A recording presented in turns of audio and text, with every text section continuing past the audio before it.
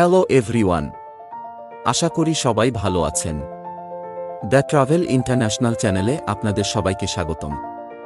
আজকের পর্বে আমরা জানব ভারতের মেঘালয় রাজ্য সম্পর্কে, সাথে আরও জানব বাংলাদেশ থেকে মেঘালয় যাওয়ার নিয়ম এবং দর্শনীয় স্থান কী কী, তা সবই জানব এই ভিডিওতে।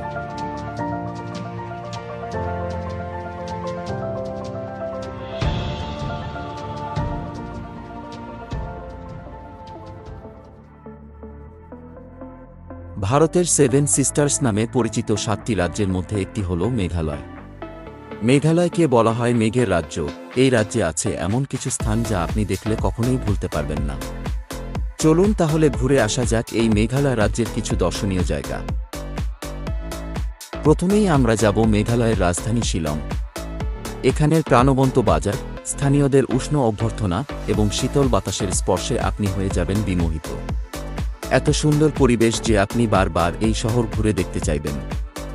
প্রাচ্যের স্কটল্যান্ড নামে পরিচিত এই মনোমুগ্ধকর গন্তব্য আপনি এড়িয়ে যেতে পারবেন না। শিলংয়ের পর চলুন যাওয়া যাক চেরাপুঞ্জি। চেরাপুঞ্জিতে অনেকগুলো ঝুলন্ত ব্রিজ আছে, যেগুলোর নাম লিভিং রুট ব্রিজেস। খাসি উপজাতিদের দ্বারা নির্মিত এই ব্রিজগুলো পার হওয়ার সময় এক অন্যরকম রোমাঞ্চকর অভিজ্ঞতা পাবেন। এগুলো গাছের শিকড় বা মূল দ্বারা তৈরি এবং এক একটি ব্রিজ 30 মিটার থেকে 50 মিটার পর্যন্ত লম্বা হয়ে থাকে। মূলত নদীর দুই পাশে রাবার গাছের সাথে এগুলো জোড়া দেওয়া হয়।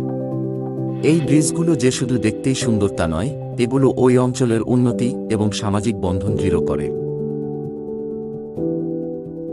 চেরাপুঞ্জির পর মেঘালয় রাজ্যের আরেকটি দর্শনীয় জায়গা হচ্ছে মৌয়েনং গ্রাম। মৌয়েনং গ্রামকে এশিয়ার সবচেয়ে পরিষ্কার গ্রাম বলা হয়। এই গ্রামটি এতই পরিষ্কার যে এটিকে গডসাউন্ড গার্ডেন বলা হয়ে থাকে। এখানকার মা বাবারাও বাচ্চাদেরকে পরিষ্কার পরিচ্ছন্নতার ব্যাপারে অনেক উৎসাহ দিয়ে থাকেন, যার জন্যই গ্রামটি এত পরিষ্কার। এই গ্রামটিকে ঘুরে দেখার সবচেয়ে ভালো সময় হচ্ছে বর্ষাকাল। তাছাড়া বিভিন্ন উৎসবের সময়ও আপনি এখানে ভ্রমণে আসতে পারেন। এখন আসা যাক জেইনটিয়া গুহা। এখানের জেইনটিয়া গুহা সম্পর্কে খুব কম মানুষই জানে। এই গুহাটির ভ্রমণ অভিজ্ঞতা আপনাকে দিবে এক রোমাঞ্চকর অনুভূতি।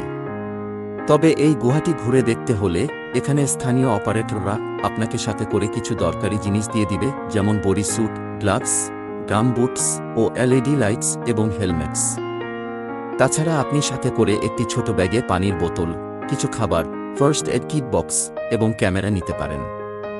এই গুহাটি ভ্রমণের সবচেয়ে ভালো সময় হচ্ছে নভেম্বর থেকে মার্চ মাস। এই জেইনটিয়া গুহার নিচেই আছে ডাউকি নদী, যা কিনা এর স্বচ্ছ পানির জন্য বিখ্যাত। এই নদীর পানি এতই স্বচ্ছ যে পানির নিচের পাথরগুলো এবং মাছ স্পষ্ট দেখা যায়। দুনিয়ার বিভিন্ন প্রান্ত থেকে প্রতি বছর এখানে হাজারো পর্যটক আসে এই নদীর অপরূপ সৌন্দর্য দেখার জন্য। এই নদীতে নৌকা নিয়ে ভ্রমণ করার সময় মনে হবে যেন আপনি হাওয়ায় ভেসে বেড়াচ্ছেন। সত্যিই এই নদীটি বিস্ময়ে ভরা। আজকে আমাদের মেঘালয় ভ্রমণ এখানেই শেষ হল। বাংলাদেশ থেকে ট্রেনে করে আখাউড়া হয়ে ভারতের ত্রিপুরা রাজ্য এবং সেখান থেকে ট্রেনে বা বাসে করে চলে যাওয়া যায় মেঘালয়। আর এই মেঘালয়কে ঘিরে আকর্ষণীয় সব ভ্রমণ প্যাকেজ নিয়ে আমরা দ্য ট্রাভেল ইন্টারন্যাশনাল আছি আপনাদের পাশে। আমরা বিভিন্ন ধরনের ভিসা, যেমন ট্যুরিস্ট ভিসা, বিজনেস এবং মেডিকেল ভিসা প্রসেসিং করে থাকি। এছাড়াও এয়ার টিকিট, হোটেল বুকিং এবং ভ্রমণ বীমা করতে সহায়তা করি। যে কোনো ধরনের ইনফরমেশন এবং বুকিংয়ের জন্য যোগাযোগ করুন এই ঠিকানায়। আমাদের চ্যানেলটি এখনও সাবস্ক্রাইব করে না থাকলে সাবস্ক্রাইব করুন এবং বেল আইকনটিতে ক্লিক করে আমাদের সাথেই থাকুন।